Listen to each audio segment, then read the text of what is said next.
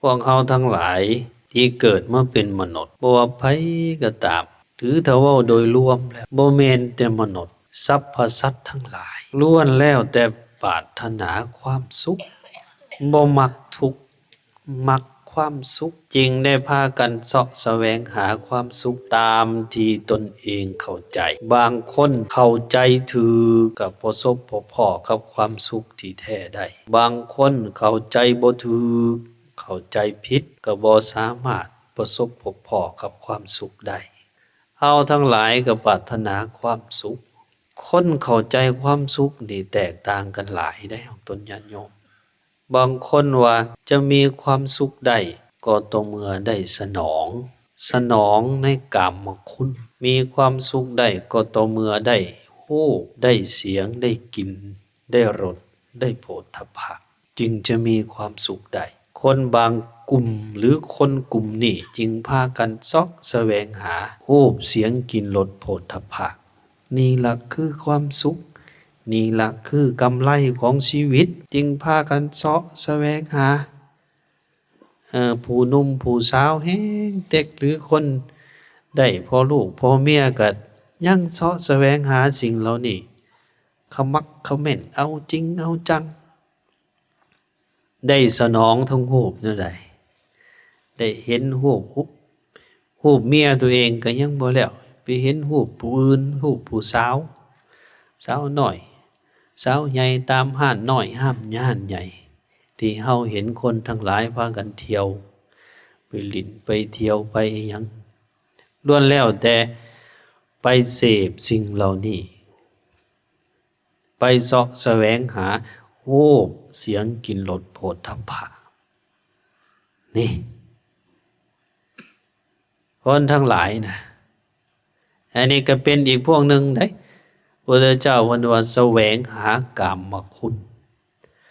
เข้าใจว่ากามคุณนั่นล่ะคือความสุขเข้าใจว่ากามคุณนั่นแหละคือของจริงของแท้นี่กามคุณคือหยังรูปเสียงกลิ่นรสโผฏฐัพพะนี่แล้วก็คนทั้งหลายก็ตกอยู่ในอันนี้หลายอันนี้ได้ของตนญาติโยมเฮาเสาะแสวงหาสิ่งเหล่านี้ละหลายบ่แม่นว่ามันบ่มีเด้บ่แม่นว่ามันบ่มีความสุขเด้นี่แต่ว่าหังเห็นเพียงส่ำนั้นไอ้ส่ำนั้นแล้วมีความสุขนี่อันนี้คือกลุ่มหนึ่งอีกกลุ่มหนึ่งบ่ว่านั้นโอ้ยกามสุขนั้นมันให้ความสุขเล็กน้อยให้ความสุขเพียงชั่วครั้งชั่วคราวให้ความสุขเล็กๆน้อยๆบ่เหิงบ่นานก็เบิดหายไปมันยังมีความสุขที่เกินกว่าหันนี่พวกนี้เฮ็ดแนวใดเสาะแสวงหาความสุขตัวใหม่ถ้าเป็นหลักพุทธศาสนาเฮาได้มาฟังเทศน์พ่อแม่ครูบาอาจารย์ได้ฮู้ศีลฮู้ธรรมโอ้ยความสุขที่เกิดจากการประพฤติปฏิบัตินี่ความสุขที่ได้ไหวพระได้เจริญสมาธิภาวนาความสุขที่เกิดจากการรักษาศีลจากการให้ทานเจริญภาวนานี้แห่งบางผู้บางคนได้มาวัดมาวาประพฤติศีลประพฤติธรรมนำครูบาอาจารย์จนเกิดนิรมิตสุขภายในอันเกิดจากการประพฤติปฏิบัติก็จะเห็นคุณค่าของกรรมคุณน้อยลงนี่เองตอนญาติโยมเฮาแห่งครูบาอาจารย์องค์ใดที่เพิ่นได้ประพฤติศีลประพฤติธรรมมีสมาธิมีความตั้งมั่นแห่งจิตแห่งใจแห่งเห็นคุณค่าทางกรรมคุณคือรูปเสียงกลิ่นรสโผฏฐัพพะนี่น้อยลง บางครั้งบางยามกามคุณน่ะเป็นผิดเป็นภัยซ้ำนี่เป็นผิดเป็นภัยซ้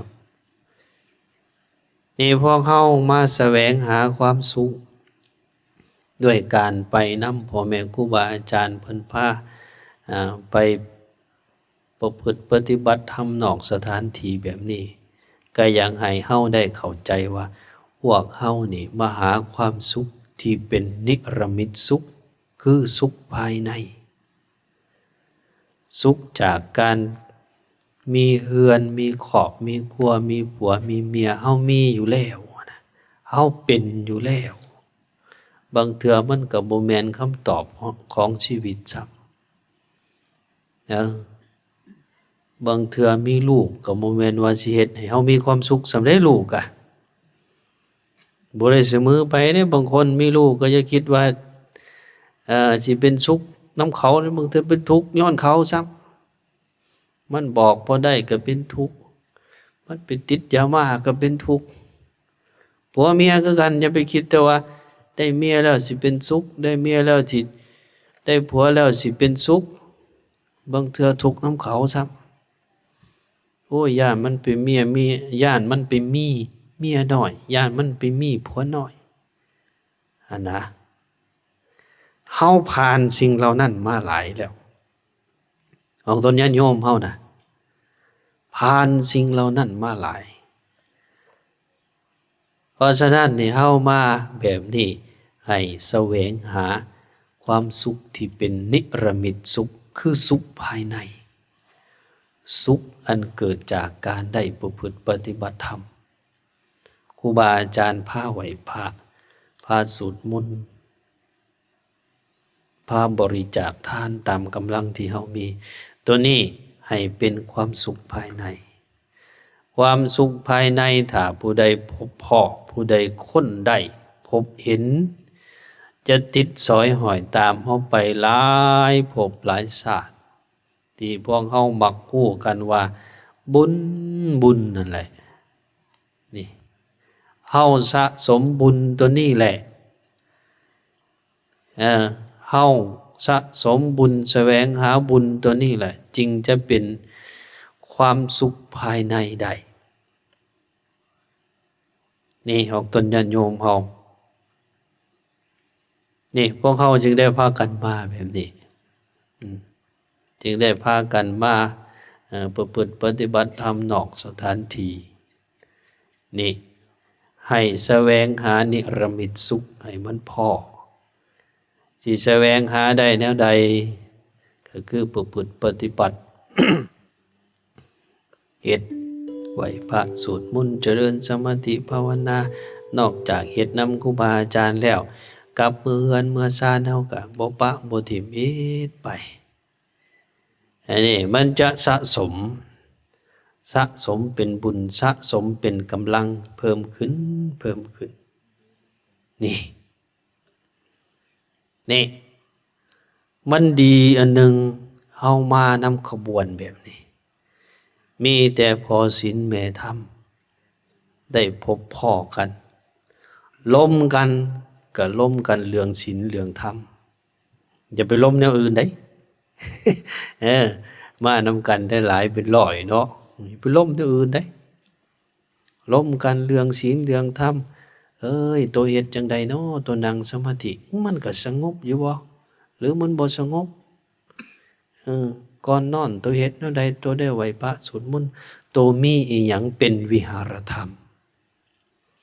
ถามเรื่องวิหารธรรมของกันและกันวิหารธรรมคือเครื่องอยู่ของจิตที่สิเฮ็ดให้เฮามีความสุขนะที่เป็นเดรมิตสุขนะถามกันแบบนี้ละบ่เป็นพิษเป็นภัยแต่ไปล้มกันแนวอื่นโอ้ยนะเฮ้ยเป็นจังใดเฮ้ยตูอยู่กับผู้ใดโอ้ยเฮาอยู่กับลูกไผ่เฮาในเฮือนน่ะเป็นจังใดลูกไผ่โตโอ้ยบ่ได้เลือกเอ้ยนึ่งเขาก็บ่เป็นจมอยู่สั่นยากที่จะได้ความสุขที่เป็นนิรมิตสุขนี่ น่าจังว่านี่เฮามากับครูบาอาจารย์นี่จริงถือว่าเป็นการแสวงหาบุญเป็นการสักสมบุญที่เป็นนิรมิตสุขของตนญาติโยมโหได้เนี่ยอาตมานี่คิดเห็นสมัยพุทธกาลสมัยพุทธกาลนี่หลังจากออกพรรษาแล้วมันจะมีครูบาอาจารย์เพิ่นมักเดินทางบ่แม่นแต่ครูบาอาจารย์พระสงฆ์องค์เจ้าแม่นแต่พระพุทธเจ้าเฮาก็คือกันบางเทื่อเพิ่นก็เสด็จไปกับพระภิกขุสงฆ์เป็น500บางเทื่อเป็นหมื่นก็มีอย่างเพิ่นเสด็จกับเมื่อโพธิ์พระเจ้าสุทโธทนะที่เป็นพุทธบิดาของเพิ่นอยู่ในอันนั้นนะอยู่ในบ้านเกิดเมืองนอนของเพิ่นชนชาวสักกยะนะนี่ภิกขุเป็นหมื่นย่างสัญจรเมื่อคนทั้งหลายเนี่ยตนญาติโยมเฮาเห็นแล้วเกิดศรัทธาเห็นอะไรบางผู้บางคนก็แก่เกียนไปไปทรงนะพากันย่างไปทรงพุทธเจ้าไปทรงเราพระอรหันต์ทรงพระสงฆ์องค์เจ้า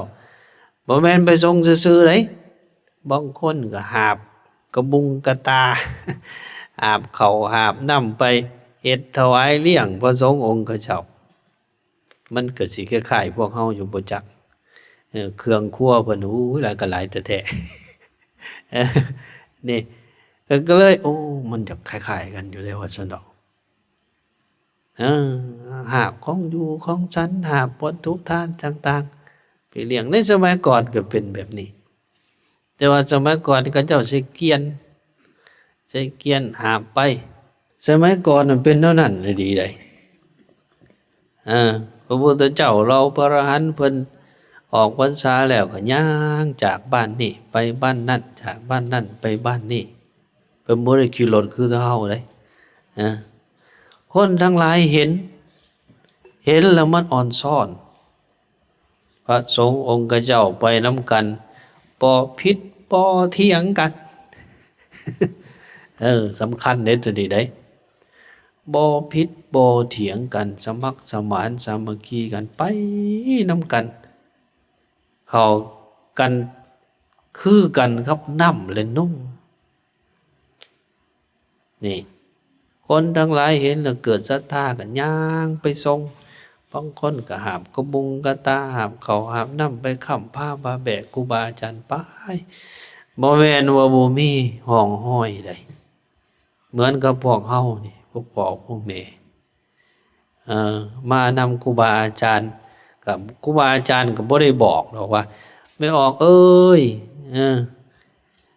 หาบข้าวหาบน้ำหาบอาหารไปกินน้ำเด้อก็บ่ได้บอกแต่ว่าพวกพ่อพวกแม่เฮาคิดเห็นเป็นผู้ฉลาดในการเดินทางเป็นผู้ฉลาดในการค้ำผ้าบาแบกก็พากันถือมานี่อันนี้เป็นขบวนการแห่งศีลแห่งธรรมแท้ๆนี่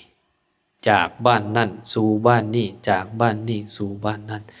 อันนี้วงจรของศีลของธรรมสายทานของศีลของธรรมกระแสแห่งบุญก็จะไหลไปอยู่ตลอดนี่ อันนี้ก็เป็นการสะสมบุญอันหนึ่งแต่ว่านี่พวกเฮามาแบบนี้นี่ก็เป็นการแสวงหาบุญแสวงหาแก่นสารให้แก่ชีวิตเฮาอย่างที่อาตมาได้เกริ่นไว้ในเบื้องต้นว่าพวกเฮามานี้อันหนึ่งได้มาทัศนะปฏิบัติธรรมนอกสถานที่ตัวนี้ได้มาปฏิบัติธรรมได้มาให้ทานอย่างที่ได้ว่านะนี่เฮามาเฮ็ดนั่นซอยเหลือครูบาอาจารย์ตามกำลังก็คือเฮ็ดประปาซอยครูบาอาจารย์เพิ่นอันนั้นเฮ็ดหัววัดนี่ อันนี้แหละเป็นแกนสารแห่งชีวิตที่แท้จริงบ่เป็นผิดเป็นภัยทั้งต่อตนเองและต่อคนอื่นมันจะแตกต่างจากคนบางคนที่เข้าใจว่ากำไรของชีวิตคือการไปหลิ่นไปเที่ยวไปเสพอบายมุขไปเข้าห้านน้อยห้านใหญ่ไปกินเหล้าเมาสุราโตนั่นหันนอกจากบ่แม่นกำไรของชีวิตที่แท้แล้วก็ยังเฮ็ดให้ตนเองเดือดร้อนเฮ็ดให้คนอื่นเดือดร้อนนี่ตนเองเดือดร้อนแนวใดสุขภาพเจ็บไข้ได้ป่วยง่ายทรัพย์สมบัติเสียไปโดยบ่มีประโยชน์คนอื่นเดือดร้อนลูกเมียผัวก็เกิดความเป็นห่วงตลอดฮอดแตกแยกกันนี่เป็นไปเพื่อความทุกข์ทั้งนั้นถ้าแบบนั้นบ่จัดว่าเป็นกำไรชีวิตที่แท้จริงต่างจากพวกเขาที่ได้มาแบบนี้ได้กำไรชีวิตอิหลีอลอได้สร้างนำทำบุญได้ความสบายใจได้เห็นหลายสิ่งหลายอย่างได้ประพฤติปฏิบัติธรรมนำครูบาอาจารย์อันนี้ล่ะเป็นบุญเป็นกำไรแห่งชีวิตคนโบราณก็จะเว้าเป็นคำตรงตัวเป็นคำอันนั้นว่าคนบ่ออกจากบ้านนะบ่เห็นด่านแดนไกลคนบ่ไปหาเฮียนบ่ฮอนมีความรู้คันหากมีความรู้แล้วสู้ซี่เฮ็ดบ่แม่นโตสอนโตบ่ได้ไผสิเอิ้นว่าดีนี่ล่ะคือลักษณะของการเดินทางสัญจรเฮียนรู้แล้วปฏิบัติเพื่อให้เกิดความสงบร่มเย็นในชีวิตนี่ชื่อใดเดินทางสัญจรเฮียนรู้แล้วนำมาปฏิบัติให้เกิดความสงบร่มเย็นเฮาเดินทางมานี่นอกจากได้เห็นหลายสิ่งหลายอย่างนั่นแหละคือการเรียนรู้อาตมายังเว้าอยู่บางเทื่อเฮาอยู่เฮือนอยู่ชานเกิดความถูกกัดกลุ่มในจิตในใจเฮามาแบบนี้มันก็สามารถที่จะละจะวางจะแนมเห็นสิ่งต่างๆหลายอย่างได้ก็เฮ็ดให้เฮาเข้าใจชีวิตได้หลายขึ้นหลายขึ้นหลายขึ้น